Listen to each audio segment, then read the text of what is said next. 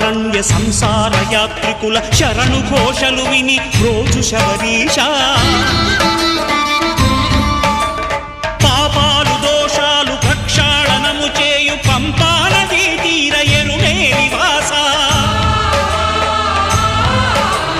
నియమాల మాలతో సుగుణాల మెట్లపై నడిపించి కనిపించు అయ్యప్ప స్వామి